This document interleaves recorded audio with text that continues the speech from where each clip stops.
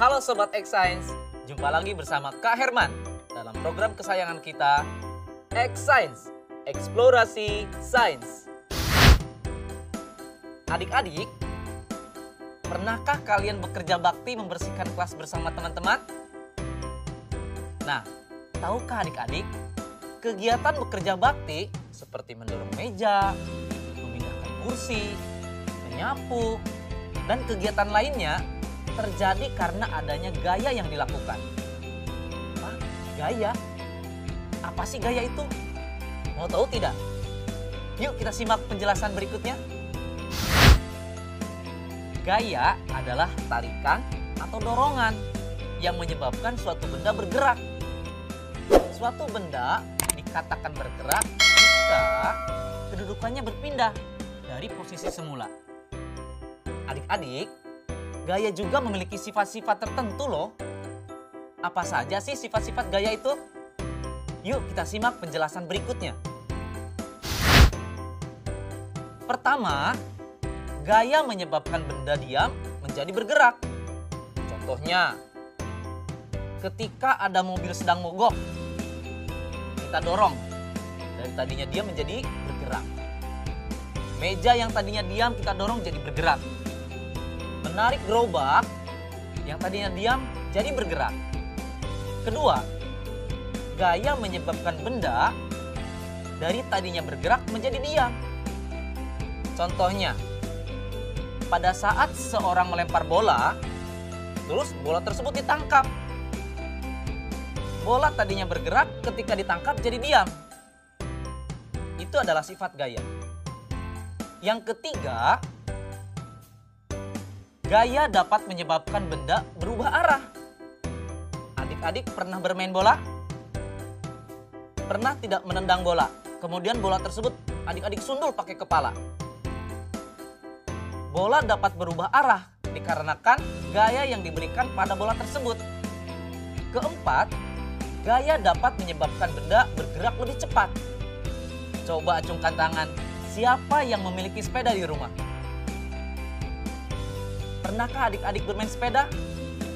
Ketika adik-adik menekan pedal sepeda semakin keras, maka kecepatan sepeda adik-adik akan bergerak jauh lebih cepat. Kelima, gaya dapat mengubah bentuk benda. Ini lebih ekstrim adik-adik, contohnya. Pernah nggak adik-adik melihat mobil tabrakan? Badan mobil yang tadinya bagus, mulus, ketika menabrak sesuatu, maka dia akan hancur atau bentuknya jadi berubah.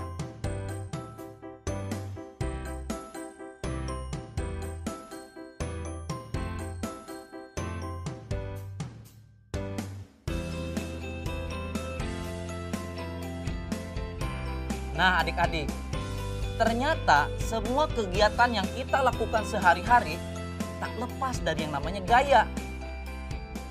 Mudah bukan belajar sains? Saatnya kita bernalar. Yuk, mari kita bernalar ya. Manakah yang benar dari pernyataan berikut ini? A. Kotak A didorong lebih jauh karena gaya yang diterapkan lebih besar.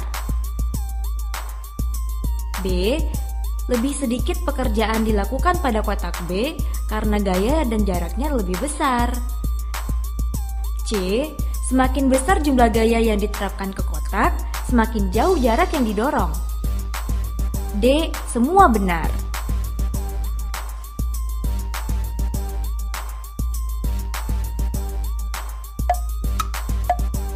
Bagaimana Sobat X Science?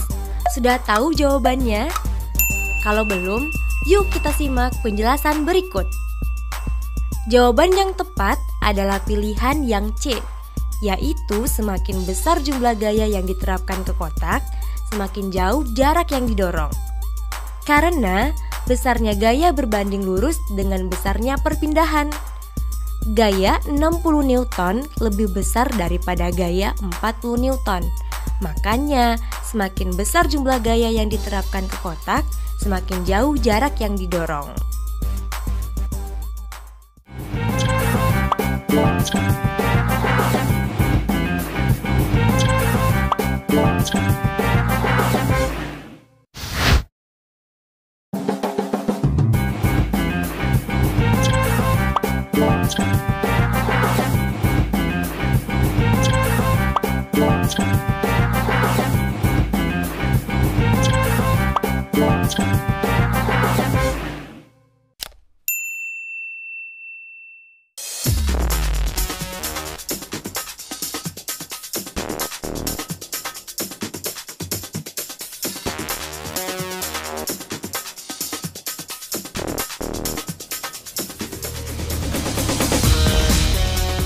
Sobat Xsense, sudah lihat tayangan tadi kan?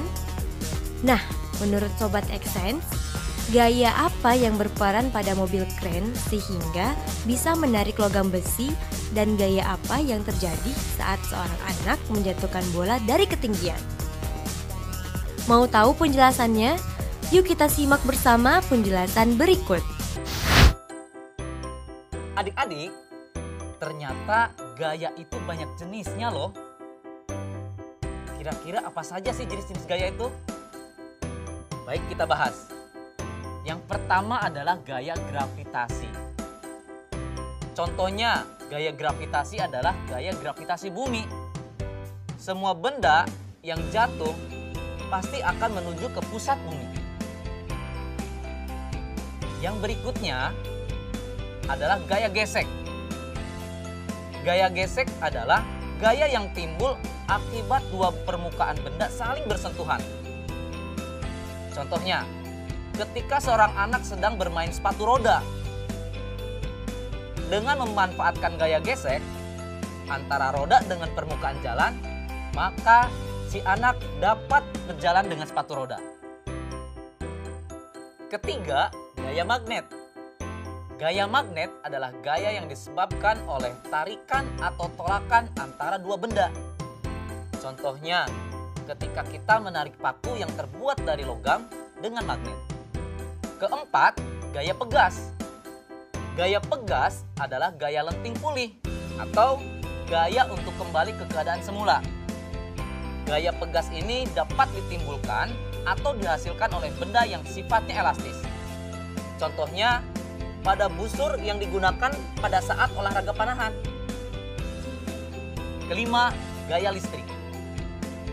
Gaya listrik adalah kekuatan yang dimiliki benda yang bermuatan listrik untuk menarik benda-benda yang ada di sekitarnya.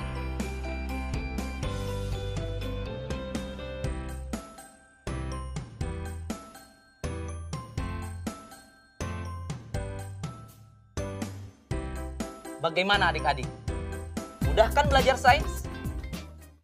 Saatnya kita bernalar. Yuk, mari kita bernalar ya. Rai menerbangkan layang-layang. Kemudian ada angin yang bertiup sangat kencang sehingga mengganggu terbangnya layang-layang Rai. Nah, Sobat Xsense, pertanyaannya adalah: pertama, pada tayangan tersebut, huruf mana yang menunjukkan gaya gravitasi yang bekerja pada layang-layang? Kedua, huruf apa yang menunjukkan kekuatan menarik yang diberikan Rai pada layang-layang tersebut? Ketiga, pada kekuatan angin meningkat, namun layang-layang itu tetap di tempat yang sama. Apa yang terjadi pada kekuatan menarik yang diberikan Rai?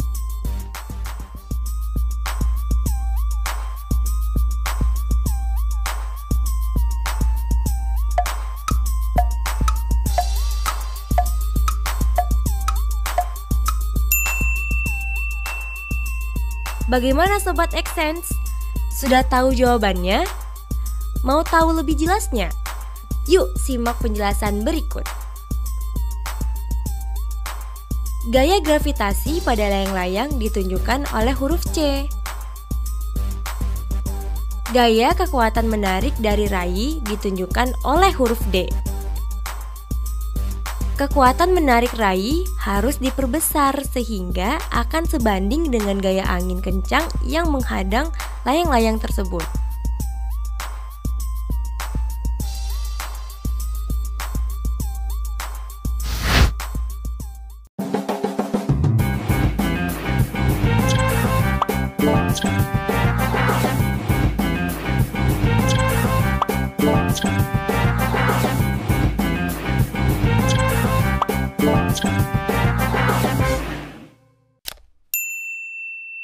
Adik-adik, sudah tahu kan bahwa magnet itu dapat menarik benda yang terbuat dari logam, seperti besi dan baja. Kali ini, kakak akan mengajak adik-adik untuk seru-seruan bereksperimen. Membuat menara Moore heksagonal di pinggir gelas loh. Nah, bagaimana caranya agar tumpukan Moore tersebut tidak jatuh? Kira-kira gaya apa saja sih yang terdapat pada eksperimen tersebut? Mau tahu jawabannya? Ikuti dan simak langkah-langkahnya ya.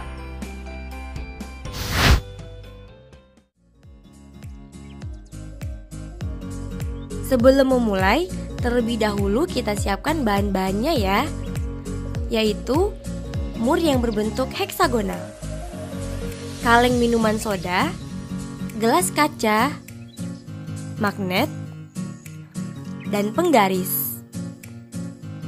Selanjutnya, kita mulai langkah-langkahnya. Pertama, susun 2 buah kaleng soda dengan tinggi yang sama. Letakkan penggaris di atasnya yang nantinya digunakan untuk menjembatani menara.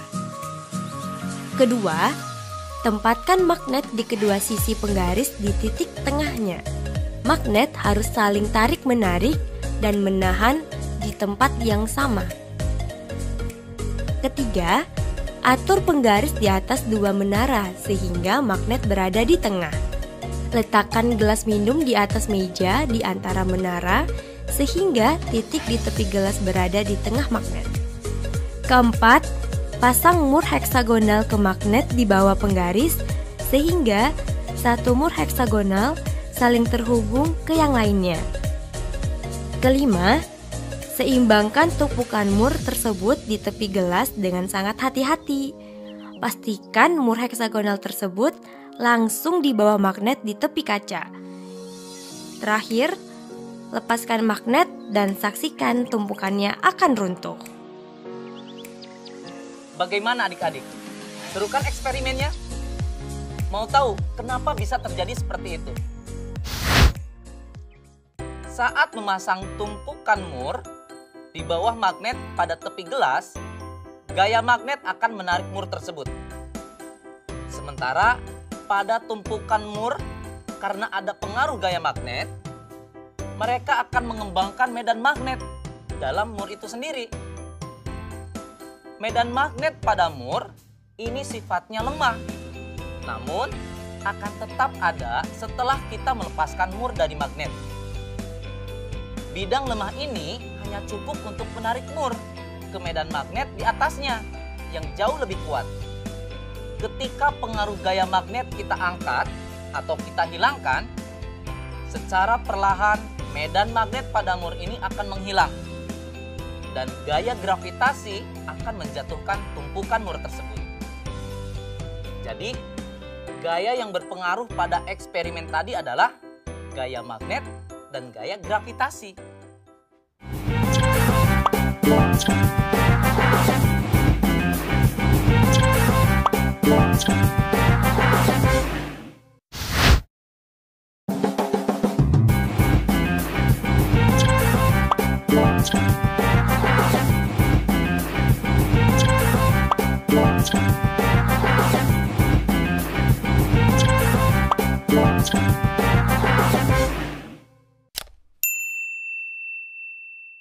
Adik-adik, pernah tidak kalian berpikir bunyi itu apa? Atau kenapa sih muncul bunyi? Kakak kasih ilustrasi ya. Jika kalian sedang terdiam, tiba-tiba kalian memukul meja. Apa yang akan terdengar? Suara atau bunyi? Atau ketika kalian terdiam, ada nyamuk terngiang di dekat telinga kita. Apa yang terdengar? Bunyi atau suara. Jadi, bunyi itu apa sih?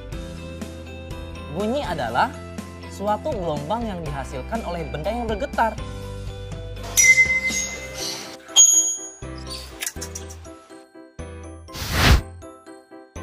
Adik-adik, ternyata bunyi itu memiliki sifat-sifat tertentu. Apa aja sih sifat-sifat bunyi? Yang pertama, bunyi merambat memerlukan medium. Perambatan bunyi dapat terjadi lewat medium, baik itu padat, cair, maupun gas. Namun, bunyi tidak dapat merambat di ruang hampa karena tidak ada medium di ruang hampa. Yang kedua, bunyi dapat dibiaskan. Pastinya adik-adik pernah mendengar suara petir kan? Kalau adik-adik dengarkan secara seksama, suara petir di malam hari akan terdengar lebih keras dibandingkan di siang hari. Kenapa coba? Pada siang hari, udara di permukaan lebih panas dibandingkan di malam hari. Akibatnya, kerapatan udara di siang hari jadi lebih renggang dibandingkan pada malam hari. Perbedaan kerapatan udara inilah yang menyebabkan bunyi dapat dibiaskan. Yang ketiga, bunyi dapat dipantulkan. Pantulan bunyi terjadi ketika bunyi mengenai suatu penghalang, sehingga dapat terjadi gema ataupun gaung. Gema, gaung, apa itu gema? Apa itu gaung? Gema merupakan bunyi pantul yang terdengar jelas. Contohnya, ketika adik-adik berteriak di tepi tebing, nanti akan terdengar dengan jelas. Sedangkan kalau gaung adalah bunyi pantul yang terdengar kurang jelas. Contohnya, adik-adik berteriak di dalam goa atau di dalam sebuah ruangan. Biasanya adik-adik akan mendengar suara yang tidak jelas. Bagaimana Sobat X Science? Menyenangkan bukan belajar sains?